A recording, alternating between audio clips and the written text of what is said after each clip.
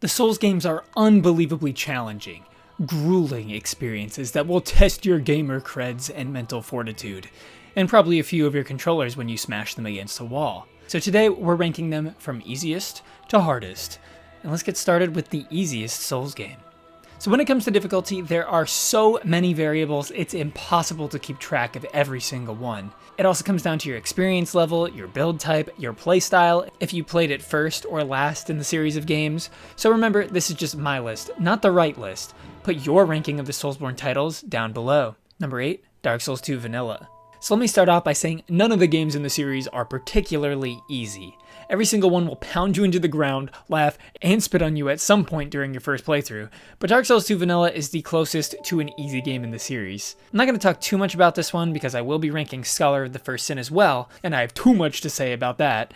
But this version has slower combat, plenty of options to break your build, simplistic bosses that are fairly easy to read, and endless healing with life gems, plus Estus flasks. It's still got moments that can be absolute units to overcome though, like figuring out ADP is tied to iframes, Shrine of Amana, or the many co-op DLC sections. But for the most part, this game can feel like a kiddie pool in comparison to the rapids of other games in the series. Number 7, Demon Souls. Woo! Demon Souls finally in a Nightwalk list! I'm actually currently playing Demon Souls for the first time, and it's the original PS3 version too. Somehow, after all these years and all the ranking videos in the world, I've managed to avoid spoilers for most of the game. Not most of the bosses though, but I'm going in raw. And I will say, they had me in the first half. When I started this game, the emulator I was using was bugging out my controls, so I couldn't turn. Rolls made me go the opposite direction of where I aimed, and the game is just so old and obscure, I really had no idea what was going on or where to begin. It took me up to a few bosses to really get a handle on what I was doing at all.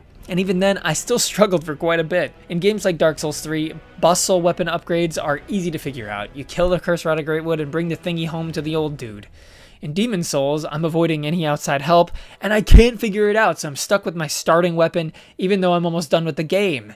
Yet even with this huge handicap, I find myself breezing through most enemies and bosses at this point. Don't get me wrong, there is a steep learning curve at the beginning, but as this game goes on, I found myself easily breezing past the vast majority of it. The biggest challenges presented are the lengthy boss runbacks that consist of the entire level, and the requirement to farm healing items. And I'm an angry aardvark when I'm forced to grind and farm items. I'm coming into this as a Demon Souls noob, but even with that, there is just about no combat that challenges me. Not the levels, and definitely not the bosses. I will say the completely obscure systems like World Tendency, Equip Load, and others do keep this game from becoming genuinely easy, but you'd have to try to die at some other points.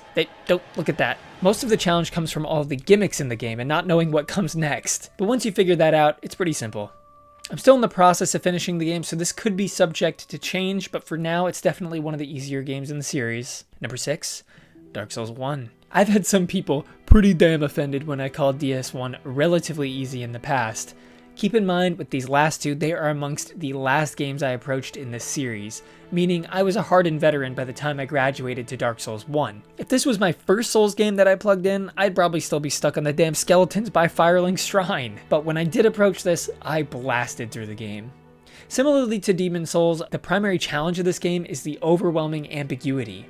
Veterans and speedrunners will emphasize how easy it is to break the game, but on your first playthrough, it's hard to notice these little tricks that make the game 1,000 times easier. For example, take the fact that with Demon Souls and Dark Souls 1, the starting knight class, what I would consider the default for most players, makes you fat roll. Many people won't even learn that you can have a fast roll until seeing that information relayed elsewhere. Coming in for the first time, dropped into Dark Souls 1, it's a daunting as hell experience. You have no idea where to go, how the mechanics work, and so on. But this is a game you can absolutely break on repeat playthroughs. You can cheese almost every single boss in the game, many of the bosses die in a few hits, and after being exposed to the rapid combat of the later games of the series, it feels comparatively simple with minimal combo variance and length for most enemies. Similarly to Demon Souls, the difficulty comes from not knowing what the hecky to do and where the hecky to go, but in this case it's a lot less linear than Demon Souls. As the game goes on, it does feel like it just gets easier and you get more broken, but there are certain difficulty spikes like from Capra Demon to Quelaag, and from Sen's Fortress to ONS. Also, the DLC kicked this far above Demon Souls, as it holds some of the truly challenging foes and some of the hardest in the series with Manus, Calamite, and Artorias. Demon Souls, why don't you have a DLC? Come on. Number 5, Dark Souls 3.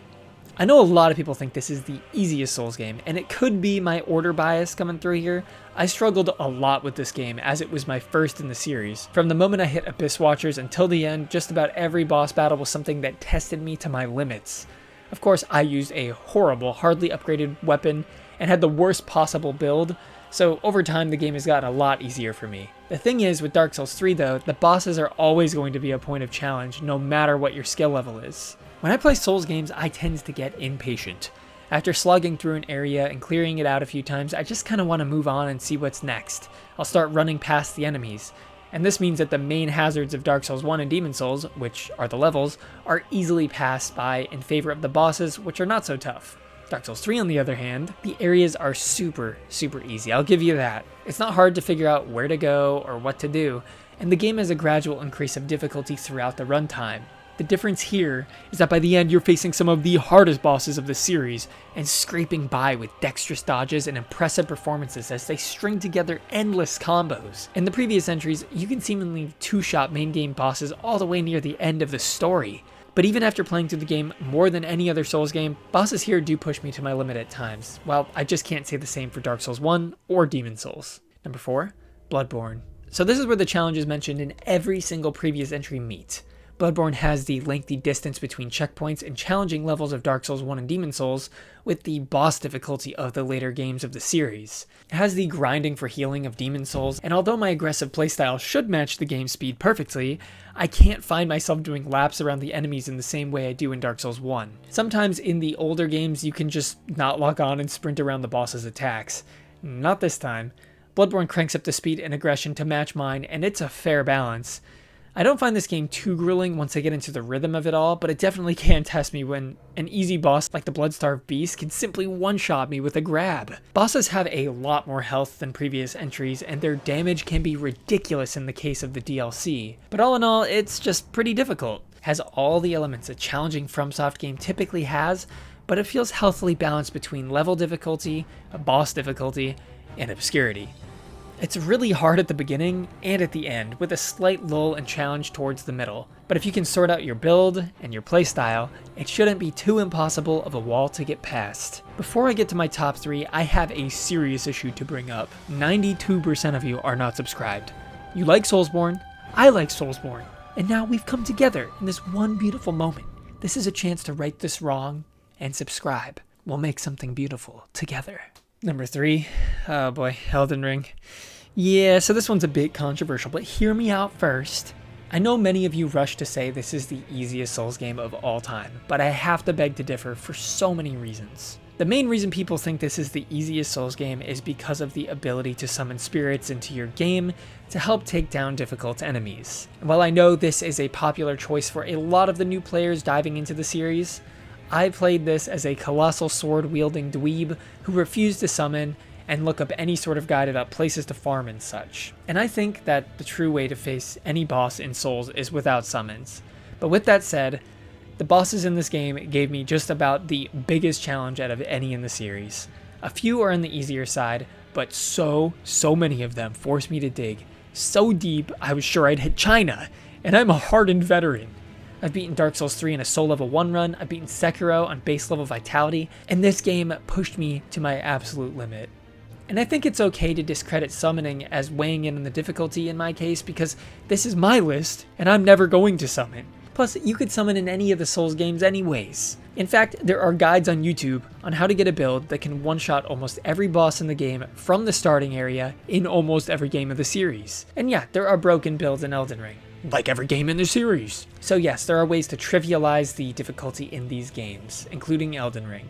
And the accessible summons certainly can pull down Elden Ring's difficulty. But I'd be lying if I said it didn't give me severe trouble solo by the late game, with bosses one-shotting on almost any vigor. It definitely challenged me more than any game below it on this list, and for that it earns the bronze medal of scariness. Plus, I actually really did hit a wall at the start too. It's a complex, crushing game with plenty of tools to make it more manageable.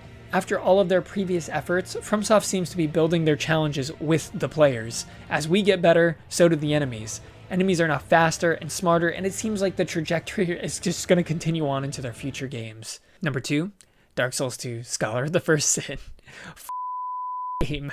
I hate it. I can't stand the amount of bullshit spammed enemies they dump into random locations. The dragon before the old dragon slayer is harder than any boss in the first half of the game because it's dumped there with 100 of difficult knights surrounding him. Why?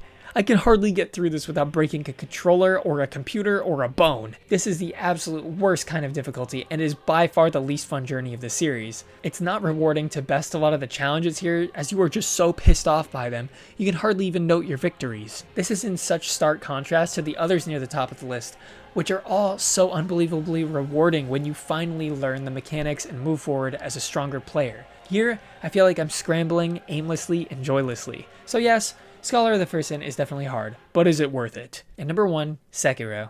This might actually be the easiest Souls game for me at the moment, since I've played it so many times and learning Sekiro is like riding a bike. You just don't forget.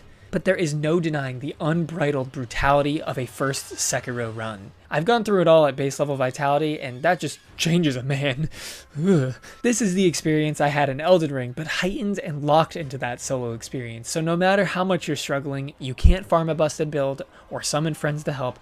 It's just you and your grit. And that's all you have to go off of. And it's addicting. There is something uniquely rewarding about the Souls series, and for me, Sekiro tapped into it more than any other in the FromSoft catalog. They mastered the gradual increasing difficulty, meaning as the game goes on, it gets harder and harder until you reach the peak of FromSoft challenges, Sword Saint Ishin. I thought he was impossible when I first faced him, and after dozens and dozens and dozens of deaths, I finally defeated him to an uproar of victorious cheers. I can't even put into words the discrepancy between Scholar's stinky time and Sekiro's awesome time. Just know that this is how to do a challenging game. I even originally thought that resurrecting would make the game too accessible. Little did any of us know that without it, most of us wouldn't even make it through the game. But that's just my list. Let me know your ranking down below, and let's get a conversation going. Like and subscribe if you enjoyed, and thanks for watching. Peace.